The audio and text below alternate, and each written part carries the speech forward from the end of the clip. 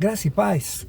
Eu vou falar algo muito interessante, mas é importante para todas as pessoas que têm essa mania de procurar a igreja certa, qual que é a igreja perfeita, qual que é a igreja verdadeira, qual que é a igreja. Isso não existe. Pode esquecer. A igreja não é uma coisa feita por mão de homens, não é uma construção, um altar. Ah, mas essas igrejas do Alphaville, eles apagam todas as luzes e tem um monte de jovem e show pirotécnico ouvindo a palavra, do que estar no mundo enchendo a cara com cachaça, com muitos jovens se perdendo por aí. Muito melhor. Mas isso é um mundo dentro da igreja. Olha, o mundo dentro da igreja é uma mentira que não existe. A igreja não começa nos seus olhos, no que você está vendo. Ela tem que começar lá dentro de você. Vamos entender isso melhor. Jesus no meio de várias pessoas, multidões vindo da direita, da esquerda, de muitas maneiras vinham as pessoas. Todo tipo de pessoas, eram multidões. Olha, eles vinham de longe. Eles vinham porque tinham fé nele. Daquelas multidões tinha traidores, infiltrados, pessoas religiosas, mas tinha afeminados, ladrões, bandidos, prostituta, assassinos, todo tipo de pecadores estavam lá. O Senhor Jesus viu que aquelas pessoas vieram porque tiveram fé nele. Não vieram por causa de religião nenhuma. E o que ele fez com aquelas pessoas que vieram até ele? Com você eu não posso fazer isso não, você é um assassino, você é um viciado, você é um beberrão, para você não dá, vai ter que orar mais, jejuar, você tem que largar a bebida, olha, você tem que largar a prostituição, você tem que largar a tua mulher, tem que largar. Ele falou alguma coisa nesse sentido? Não. A Bíblia, meu Deus, eu fico, sabe, maravilhado, eu fico assim, chega a arrepiar. E a todos, não deixou nenhum, ele curou com a sua palavra. Meu Deus, que isso? Por que ele fez isso se havia pessoas que não prestavam? Como assim?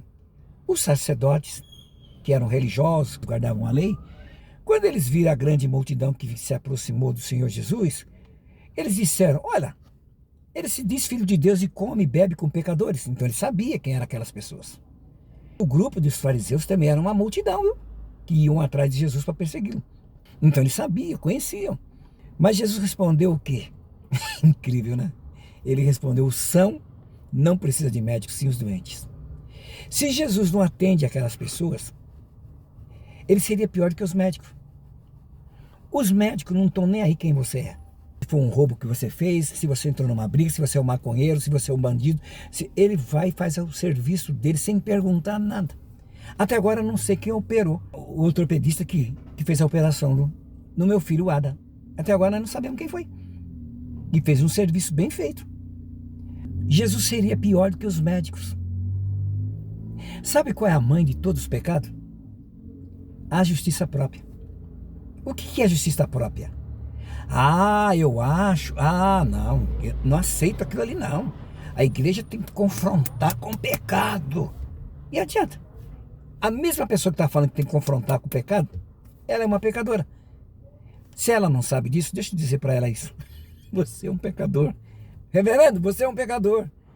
Olha, interessante que a magnitude do pecado é tão grande que não tem nem como curar falando do pecado. Não se cura ninguém pregando o pecado. Se cura mostrando o amor de Deus como Jesus fez. Quando uma pessoa sente que é amada, ela também vai amar o próximo. Mas se você vive acusando no altar, pregando pecado, colocando regra, julgo pesado, essas coisas todas, muita gente vai cair no pecado. Quanto mais se fala do pecado, mais pecado vai existir na pessoa. É incrível que pareça, a justiça própria, em achar que é melhor que os outros, é a mãe de todos os pecados, do qual Jesus não aceitou eles. E se você quer ver isso muito bem, e receber essa palavra como verdade, Romanos 10. Eles tinham justiça própria. E muitos religiosos, pastores que vão na televisão pregar pecado, esses caem. A justiça própria, a mãe de todos os pecados, é verdade. Por isso os que estão debaixo da lei não são salvos. Incrível. Absolutamente incrível. Mas outro detalhe importante sobre tudo isso, que Deus não começa a trabalhar em você através do que você faz. Começa a trabalhar em você por dentro. Então, quando aquelas pessoas receberam o milagre, aquela pessoa disse, puxa, ele fez isso de graça. Ele me salvou de graça.